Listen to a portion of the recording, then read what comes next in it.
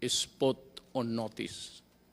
There is no room for misinterpretation or maybe a double or what you would call, let me look for the word, I forget, but I'm sure it will come back to me. So first, let me read it. Sabi ko para clear lahat. Galing ito sa task force whose actions would govern the behavior of government, pati ako. Ako tiga, the president, so it goes to me, then it goes down to the critical persons involved here. And it is Secretary of Defense Lorenzana and Secretary Anyo of the DILG. Then also critical as the mga manager sa ating economy, pati yung nag-i-implement sa actual distribution. Binigay ko kay General Bautista. Retired na yan sila lahat, all civilians. But I have to have the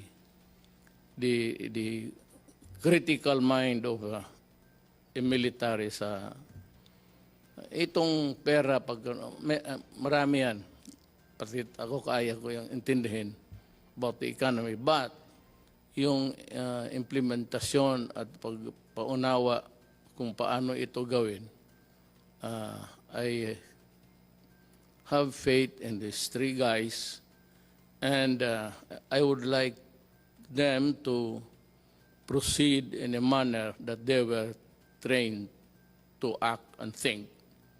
And that is a military-trained mind. Our resources through the Bayanihan Heal as one law has been mobilized, implemented. Yung iba nakatanggap na, yung iba wala pa. So as I go along, try to understand what I'm saying.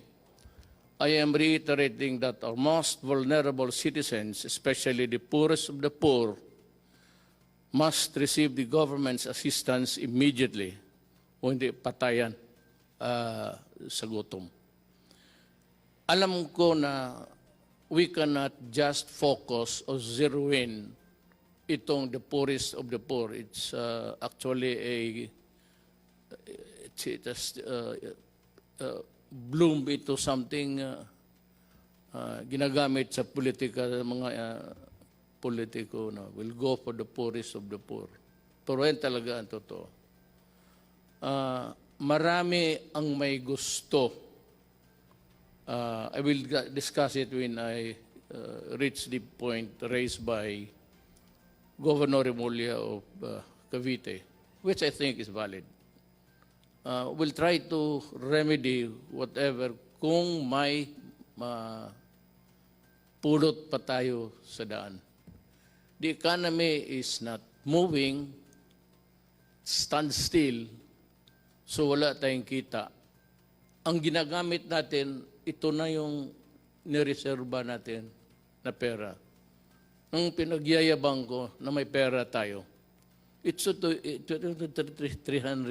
billion. Mabutit na lang nandyan talaga.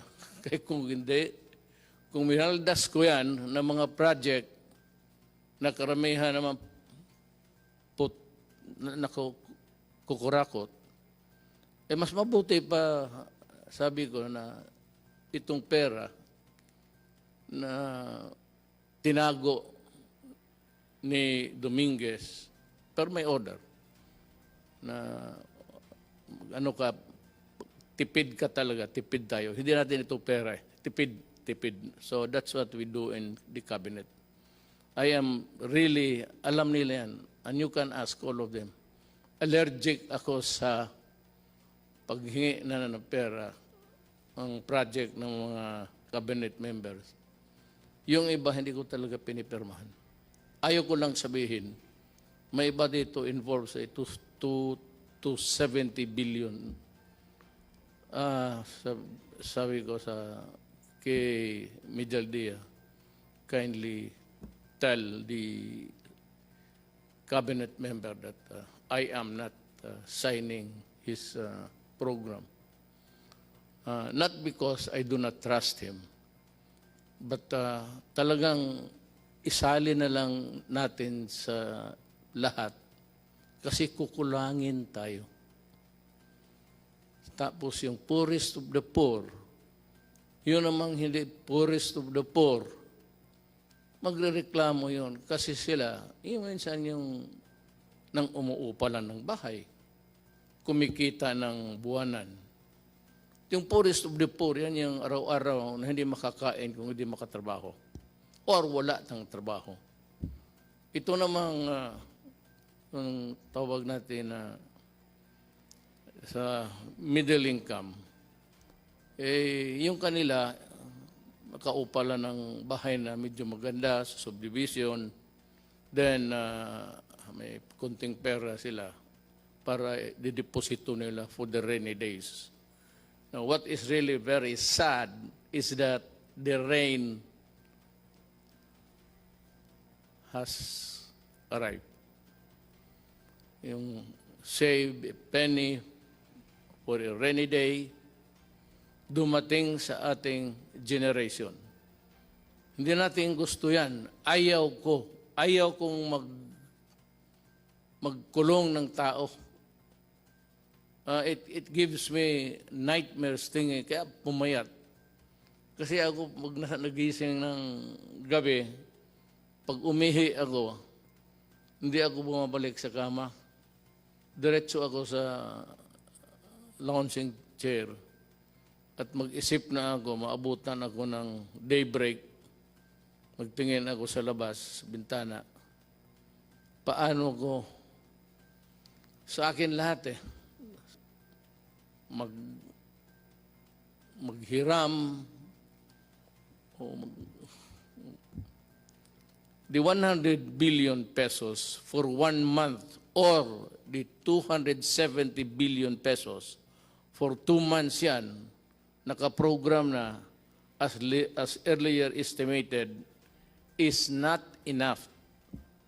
I'm calling on the Secretary of Finance to generate. Magnakaw ka, maghiram ka, wala ang pakialam, i-produce mo yung pera kasi pag naubos na ito,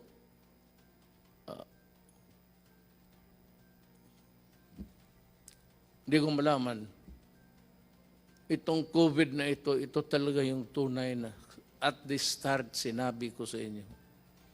Bantay kayo dito, bantay tayo. Talagang yayarain na itong COVID na ito. It might not really cripple a country, but it will, of course, cause a sadness and fear kung paano tayo makaraos dito. We are exploring options to adjust our budget. Yung budget na yung earlier na budget, wala pa yung COVID. Sinabi ko, bawasan na lang yung iba or totally ilaglag mo na lang yung project na yan, iligay mo dito kasi ang unahin natin, ang tao, ang tiyan. Kasi pag wala nang kinakain, a human being can be violent. Especially makita niya yung mga anak niya wala nang kain, nag-iiyak siya, maghingi ng gobyerno, tapos wala na akong maibigay at maubos yung bigas natin. Parang hindi lang ako, lahat sa buong mundo. Kami yung in charge sa gobyerno. Yun ang problema namin. Problema ko, problema ni Trump, problema ng lahat. Kasi yung economy nila, pareho man tayo lahat. Walang kita. Puro gastos na lang. Wala nang kumikita araw-araw na magbayad ng buwis, magbayad kung ano-ano. That is income for how it would impact on our GDP. Yung GDP is just yung income ng ekonomiya based on the income ng gobyerno. That's what it's all about, actually. So, ang gobyerno kasi cannot print so much money. Hanggang ano lang ang value ng ating economy that is equal to your value, how much money you can print, how many trillion or billions are you allowed. Yan ang economy mo. Hindi mo sabihin na, mas malaki yung iyo kasi mas malaki yung sa Amerika. Sa Amerika naman, lahat may trabaho. Lahat nagbibili ng eroplano, bala, kasi gusto ng gulo. Ang gulo para kumikita. Well, okay, if you look at it that way, well, they want wars to continue so that they will earn, so that yung bala nila, baril nila, yung mga kanyo nila, mga eroplano nila, bumibili tayo para, kagaya nitong atin ngayon, patayin yung Pilipino kasi nagre-rebelde, nagkikidnap, tapos binababoy yung tao, pinuputulan yung ulo, pati mga sundalo ko. Ganon. So that is how it is. Everybody wants war, trouble, because kung wala ng gera, ang kita itong mga to, these countries, producing the armaments and the lethal things in a inventory sa bodega. Ganon yan. Isipin mo na lang kung wala ng gulo. Sino magbili ng bala? Sino magbili ng baril? Yan ang isi-share ko, yung nalaman ko lang. The little knowledge that I have. I'm sharing it with you. I may need more minutes or hours to talk with you. But at least kung makinig kayo, you'd be able to understand even my paradigm, ang paningin ko sa buhay. At ang paningin ko kung saan ako tatagal. Saan ako pupwesto dito. Once again, I am asking the utmost cooperation of the public in these trying times. Let us see the needs of our poor brothers and sisters who are hit most by the pandemic. You know, lahat tatamaan ito. Kaya sa lahat ng bansa sa mundo, isang order lang, pasok kayo sa bahay, huwag kayong lumabas kung ayaw ninyong mahawa. But for those people, Filipinos, who have to, go out to earn a living sa mga palengke, makikita mo naman, nobody's obeying the order. And,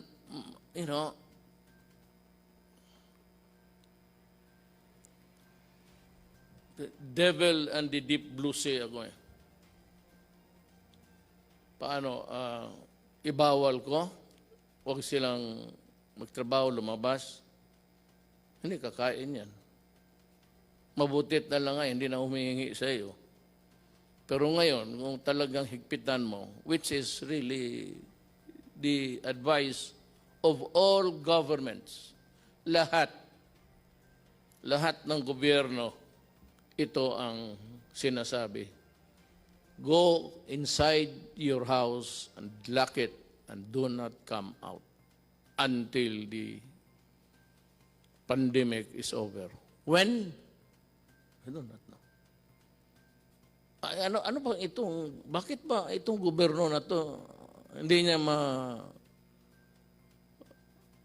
ma-solve. Ikaw, Duterte, sabihin mo, lahat naman ng bunganga mo, hindi matakot yung halos in order patay pati isda. Wala kang magawa nito. Hindi mo matakot ang COVID ho is science. Period. The reason why we are ordering you inside the house is also science. Period. Hindi ito kalaban na galing sa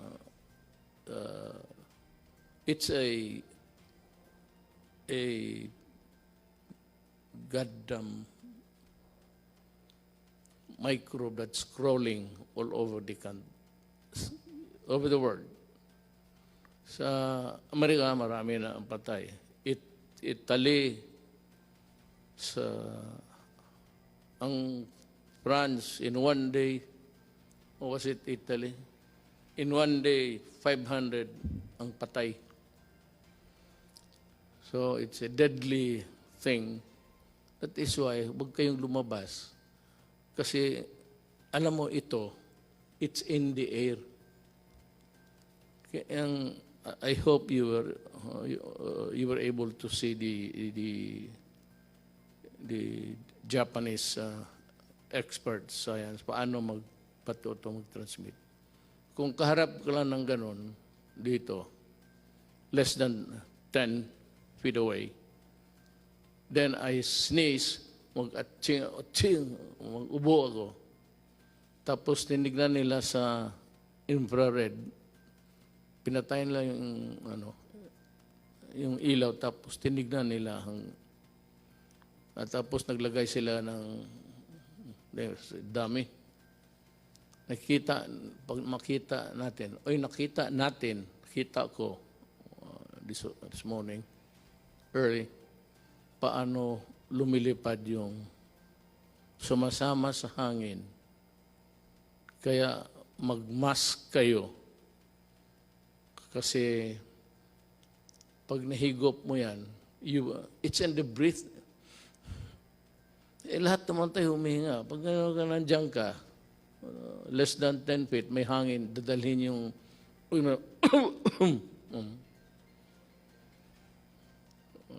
nagtawag na yung si microbe. Yan ang explanation ko. Wala tayong panalo dito. Hindi ito. Kung mabaril lang ito, wala. Natapos na ito. Bigay ko lang sa isang kumpanya na sundalo. Dito, sa likod, maraming sundalo dyan. Hindi, tapos na sana ito. Pati sundalo nito. Kaya naawa ako sa mga sundalo at mga pulis. I hope that you understand. Kaya that was the reason why. Nagkatotoo prophetic. Dinubli ko yung sildo nila. At maraming pumalag. Teachers and all, bakit inuna ko? Sabi ko, yung mga pulis pati yung military, utusan yan ang buhay ng bayan. Pag may sunog ang pulis, pag may gulo ang military, pwede silang mamatay. Kaya nga ako, umiinit yung ulo ko. Pag sinabi ng mga, pinuputol yung sabi ko, I said I was laying down the predicate. Alam mo yung mga tao talaga, yung mga opisyal, mga former generals pa, ikakat nilang paglumaban at ang buhay ng pulis or military nasa alanganin, bumaril kayo at sa ulo mo, kundi aabutan ka. And the classic example was yung sa Caloocan. I think it was about 2 months ago. 8? Or was it last year? Yeah. Nilapitan niya yung adik. may dalang knife. Lumapit ang pulis, lumapit rin, lumaban. Naunahan pa ang pulis ng saksak, patay. Ayaw kayong mga, ayaw ninyong maniwala na ang adik sira ang utak para mo tinapakan mo yung sarili mong utak at binalik mo sa ulo mo. Puro ulol yan. Kaya lahat naman ng pumasok dyan, talagang ulol. Kaya magmanaalanganin yung gobyerno. I will not allow na mamatay yung puli o sundalo o civilian tapos mabubuhay itong mga kriminal, mga adik. Ngayon magsabi kayo, COVID ngayon, quarantine, magnegosyo kayo.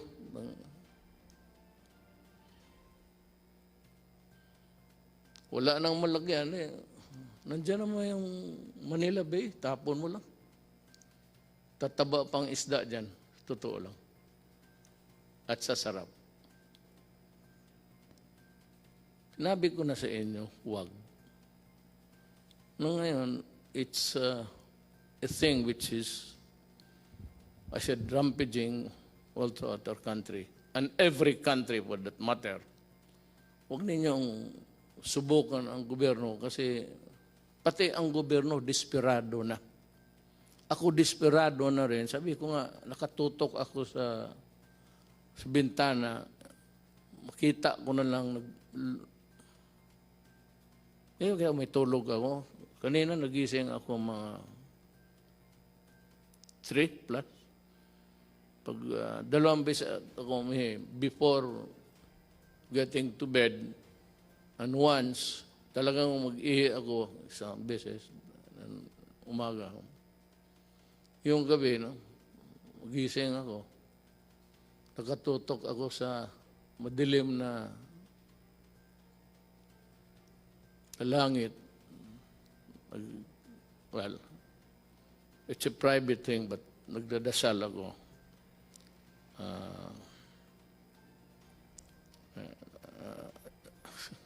Basta nagdasal ako para sa bayan ko. Kasi yung iba-iba ang Diyos nila eh. Oh, my God is the true God. It's only one God.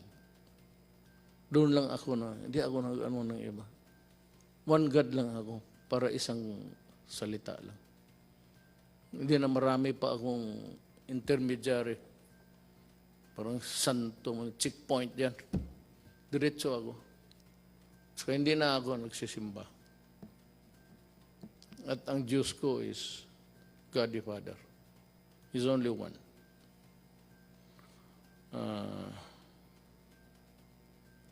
To my fellow,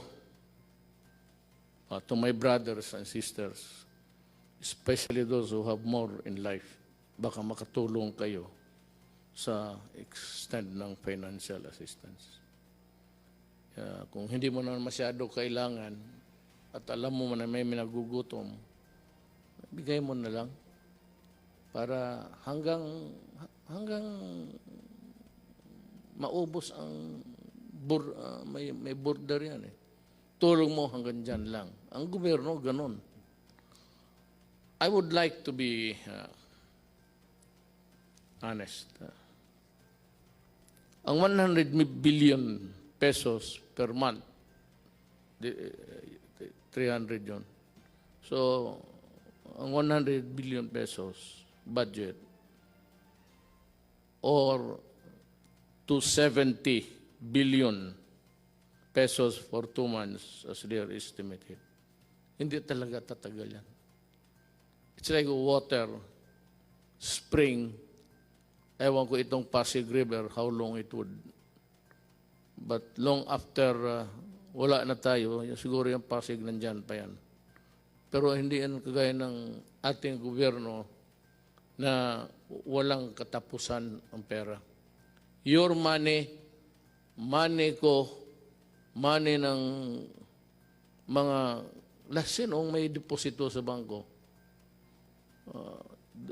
Pag ginastos ko yan, mauubos talaga yan. Wala namang kita eh, puro bigay na lang. So that is a problem. Kaya sana, Bisaya pa, dili na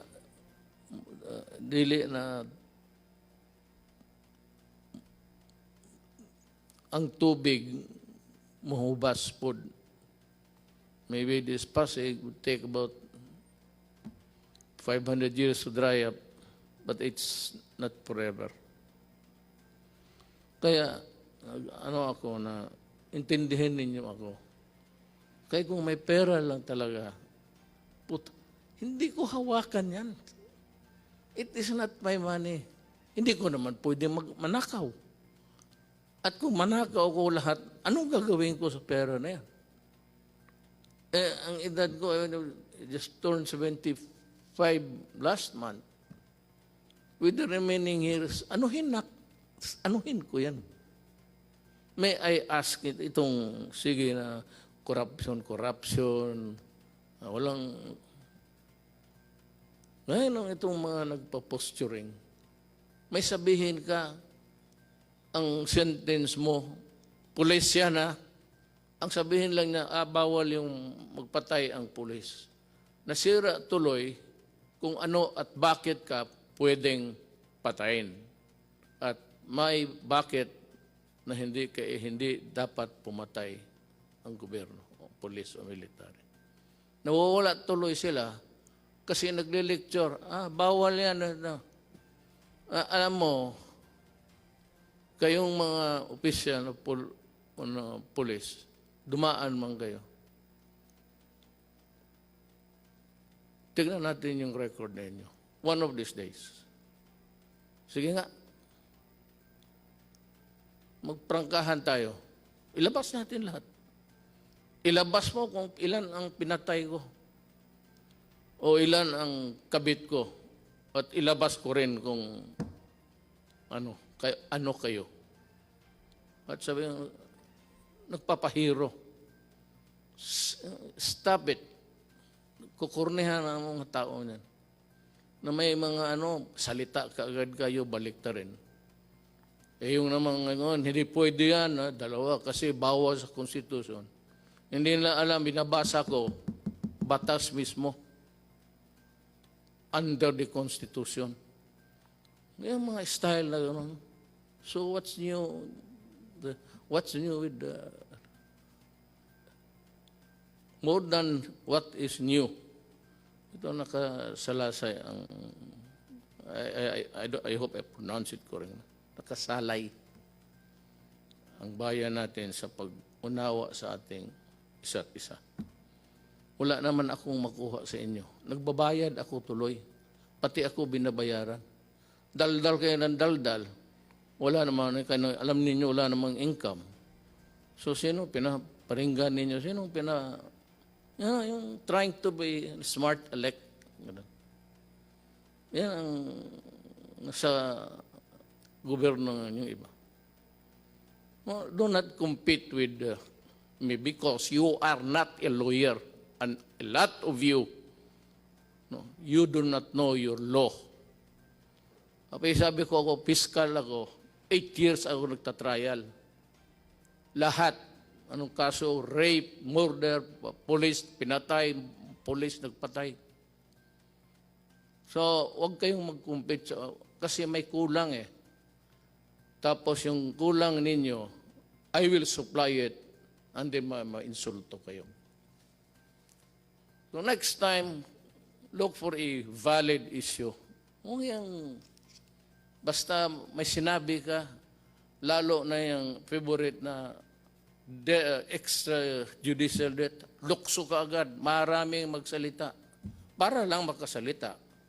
Wala namang ginagawa. At hindi naman nagawa. Nung nandoon kayo. You know?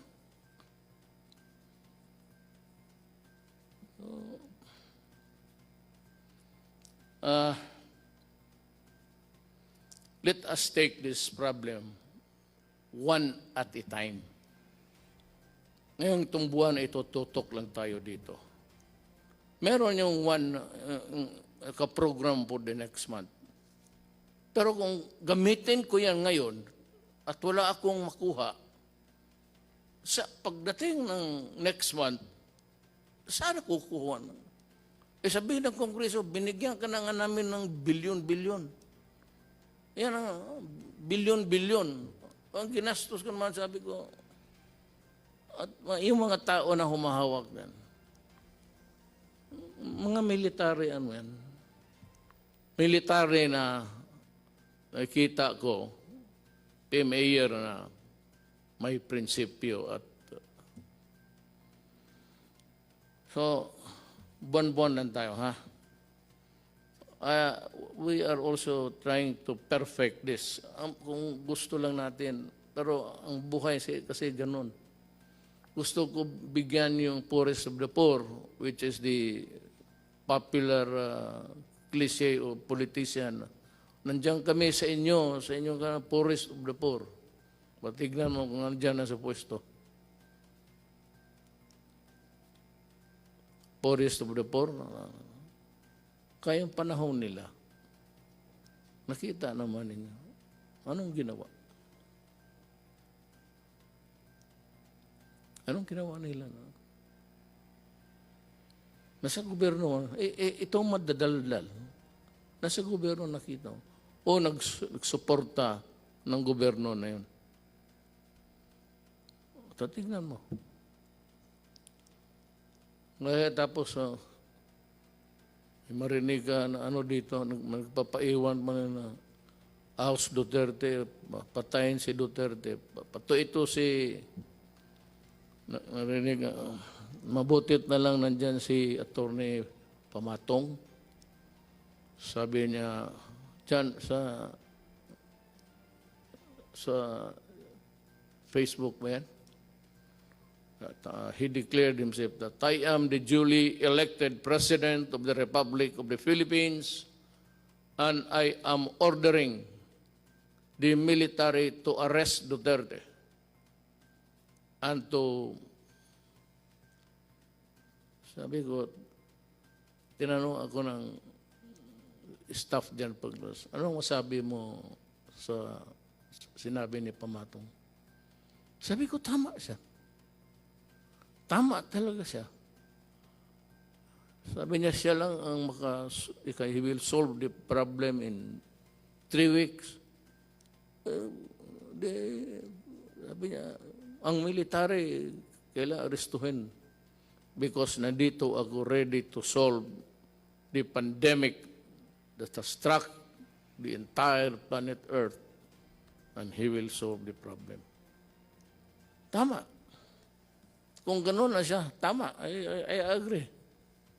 Kung magpunta siya dito, mag-usap kami. Kung ang solusyon niya okay, sabihin mo sa military na, Padre, tama si Amatong. Alis na ako.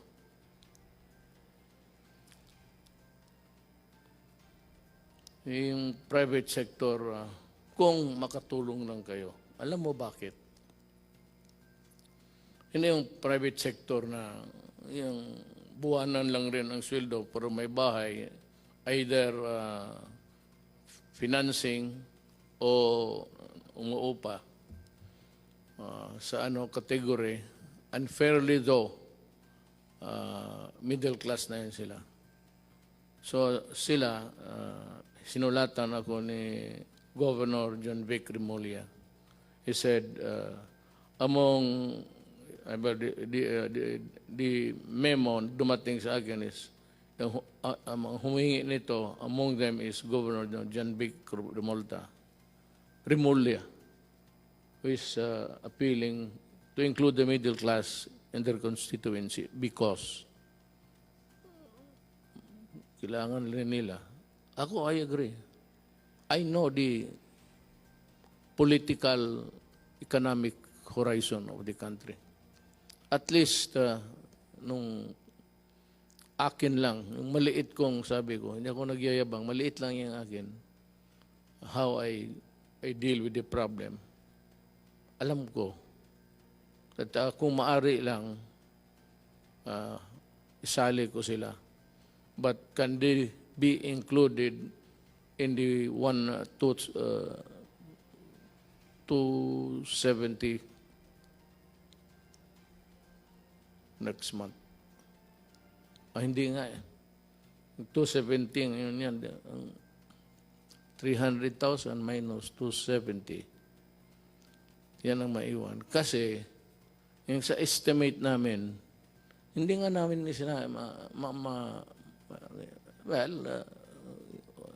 yung ilan ba dito talaga yung middle class na, pati yung middle class na floating lang, andun dyan lang. May, just making what's tapos to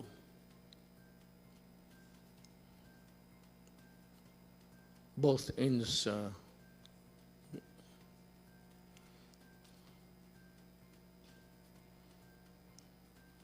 alam mo, ang sagot ko kasi dito, sagutin ko na lang. Ang solusyon nito is vaccine. Walang iba. Unless and until the bright boys, the scientific minds can come up with a vaccine or a previous, sabi nila yung sa malaria. I remember yung tatay ko. May tinamaan ng malaria yun eh. Panahon ng gera. Kita ko siya yung mag-shake para talagang parang addict. Ano yung anti-malaria, I remember. But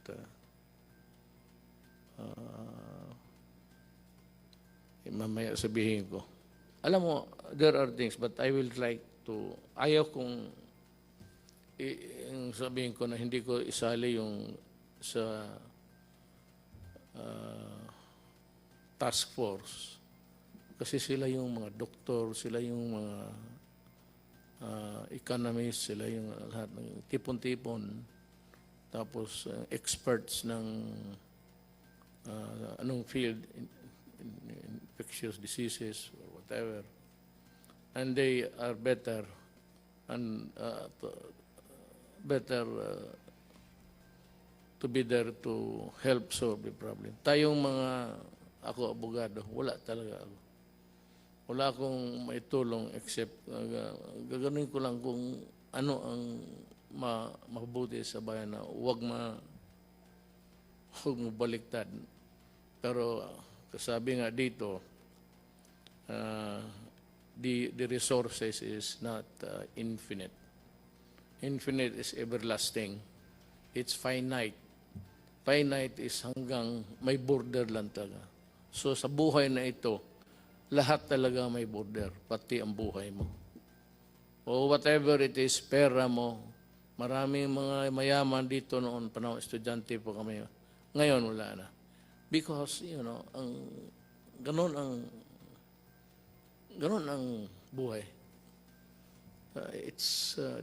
There's not enough money to go around. Ang gusto kong maintindihan ninyo, na itong problema natin, talagang problema ito.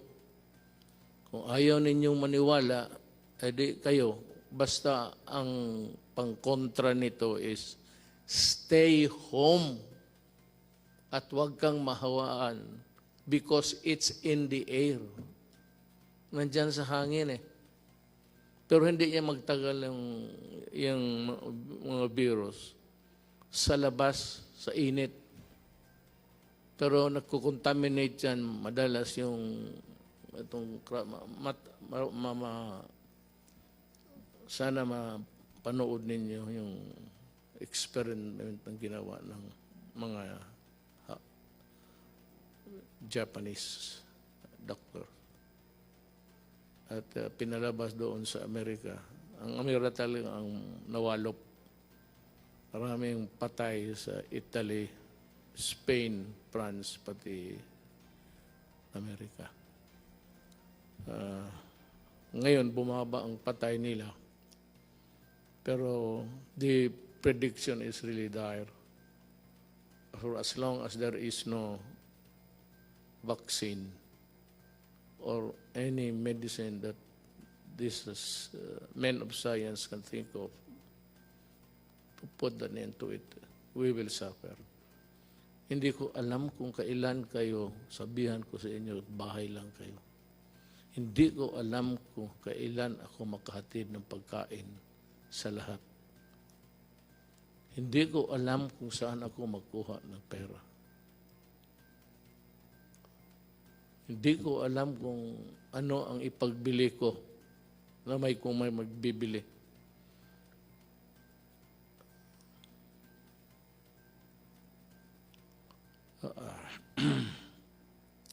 So just stay alert.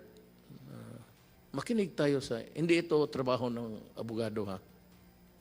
Trabaho ito ng mga medical experts, pati men of science. Hindi, kami, I just happened to be here. I just happened to be here to my chagrin, maybe. Bakit sa panahon ko tumama ito?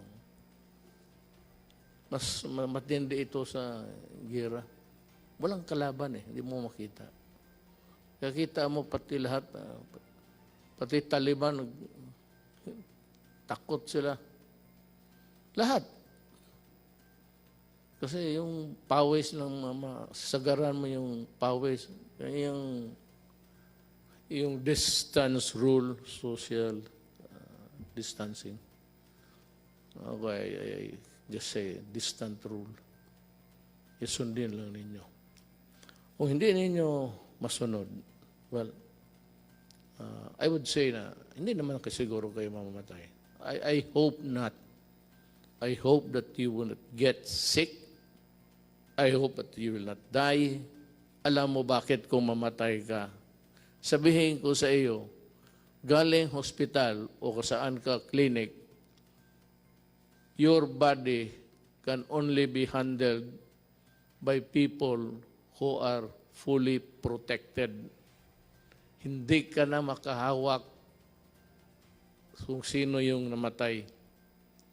Ayoko nang magbanggit ng ano pa. Basta kung sino yung namatay, hindi mo mahawakan. Balot, diretso yan, tapos diretso sa sunugin crematorium. Hindi ka nga makaburol. You will not be allowed na magburol ka ng isang tao na matay sa COVID. Sunog talaga yan. Kaagad. Ora mismo. Hindi mo na makita. Makita mo na lang sa malayo na yan, kinakarga ng punerarya, car, funeral vehicle. Pero hindi ka na makalapit. Baski mayaman o mahirap. You will not be allowed to go near, touch the terrorists. Wala, diretso na. At walang libing yan. Sunog. Kaya I am forced to say this because dapat ninyong what is really at stake. At ano ang, kung hindi kayo magsunod. And as I have explained, it is like yung cadena de amor.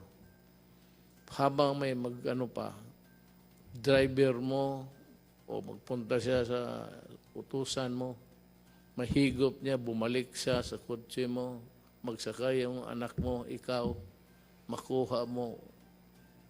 Hindi na siya kailangan mag-atching-atching pa. Yung breath niya, yung ginawa niya, sa kotse,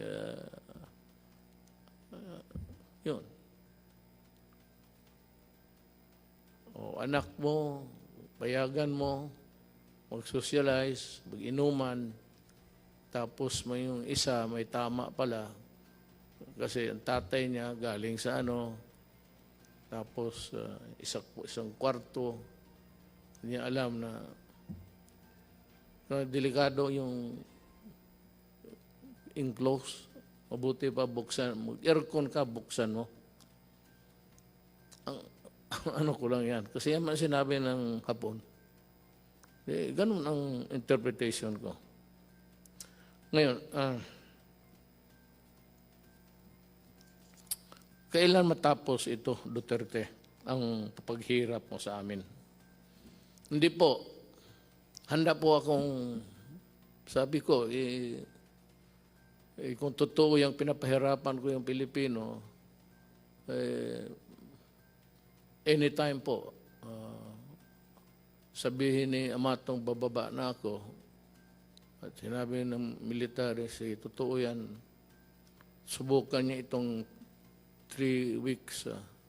Okay. Wala naman akong ano dyan para makatipid tayo sa bagay, wala ng burol yan eh. Hindi yan yung patay mo na tatay, nanay, anak, asawa, na iburol na mag-iyak ka, marang magbisita. Hindi mo nga makita hanggang distansya ka lang. Hindi ka maglapit. Parang robot yung ano dyan eh.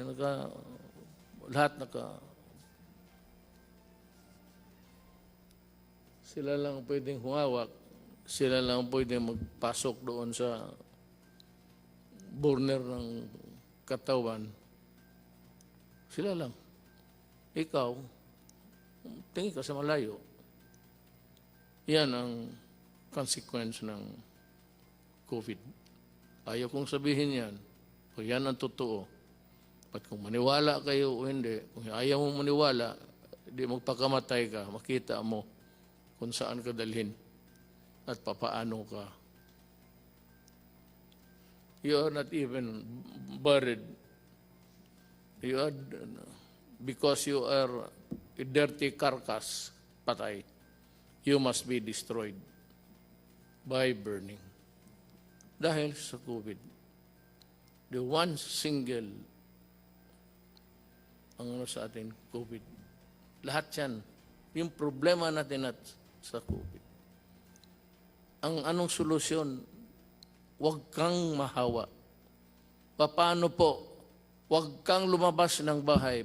Paano ang kain namin? Maghanap ka ng paraan. Pero, mag-ano ka lang, basta may mask ka lang. Kaya sinasabi, ako hindi. Yung mask na. Hindi naman ako magsasalita dito na parang gangster. Paano ko sabihin sa inyo, ito mo itong to. Matapang daw raw, kaya niya yung COVID. Magipag-usap sa atin.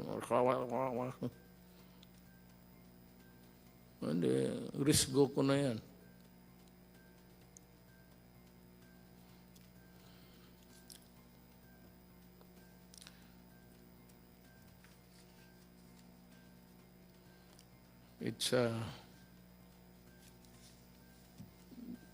It's this being the Holy Week, I am calling on the nation to come together this Holy Wednesday afternoon and pay tribute to the indomitable spirit of the Filipino and unite in one prayer to God to fight our common enemy.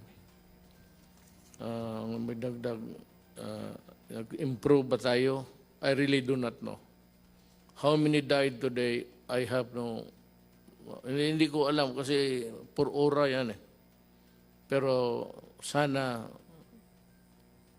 well, ang ano lang nito, God is the only one who can really solve the problem for us. Ang tulong ba sa inyo ay sapat? Kayong poorest of the poor at kayong I would say you have to consider as also as poor because yung deposito namin, yung aming pera, may border rin ito, ang bulsa. Hanggang dyan lang ako. Kaya na-discuss ko sa inyo. Pero kung pagkain, may makain ba tayo? Bigas, I will try. I will try. Maghanap ako paano ang paraan. The greatest danger dito is doon tayo bumibili sa kanila. Ayoko lang sabihin I do not want to mention the country. But kung sabihin nila, alam mo, sabihin ko magbili pa ako kasi maubos na. Sabihin nila na, sorry, ito, hindi namin alam kung gaano katagal to. Mag-i-reserva lang namin. Maya na pagkatapos sa COVID, pwede kang pabilihan ito. So, kailangan ng categorical statement from me coming from the Interagency Task Force. Ang lockdown, wala talagang solution. Pero kung ayaw ninyong maniwala, take the risk. May mga tao rin talaga, alam mo sa totoo lang, I'd want to be, hindi ako nagbabastos ng tao. And just trying to explain sinishare ko nga sa inyo kung ano ko yung nakuha sa buhay, na pag-aralan ko sa buhay. Not necessarily sa eskwelahan. Alam mo, kung magdating ito, talagang maging crisis, hawa dito, hawa doon. Yung SARS, hindi nagtagal, tinignan ko, maraming namatay sa iba. Pero dito, wala masyado. Ang sabi ko lang, I am not posturing a position here. Baka talagang mali ako. At ito namang dependent to look for yung statement na dangling para makapagsalita ang bunganga. Hindi ko, I am not, pero baka yung init something to do with it. I hope, that's just my prayer. There are a lot of people also coming up with that kind of thinking that maybe yung weather, climate, temperate zones, tropical, init, makatulong. So yan ang hiningiyo ko sa inyo, yung panawagan ko. Be patient at intindihin ninyo kami sa gobyerno. We would appreciate it. Yung ano lang, pag-intindi lang, patient, huwag kayong masyado. Total, kung sabihin ko na talaga na wala na akong magawa, then magplano ka na kung anong gusto mong gawin. When the resources are all exhausted and the pandemic would claim millions of lives, I hope really and I pray that it will not. Pero kung ganon, wala na akong magawa. Malapit na. Ilang buwan lang ang reserva natin. Ako handa akong ipagbili yung buong Dewey Boulevard sa gustong mag-reclaim. Bigyan niyo ako ng bigas. I-approve ko yung kasi hindi ako pumayag na mag-reclaim because reclamation sa Manila Bay would trap is environmentally mag-collapse ang Manila. Tapos there will be would say may mga syudad na bago, mga apartments, mga high-rise. But then the city of Manila, given its lack of yung water treatment or treatment sa waste o wala. So pag ganun ang ginawa mo, patay ang Manila. So sabi ko, kung gusto ninyo, you just wait for 2 more years. Bahala na kayo. Ang susunod sa akin, He will decide for us. Or if I do not reach the finish line, then my successor will do it for you also. Ako, lumalabas ako, hindi naman ako pwedeng lahat ng tayo magtago, wala na.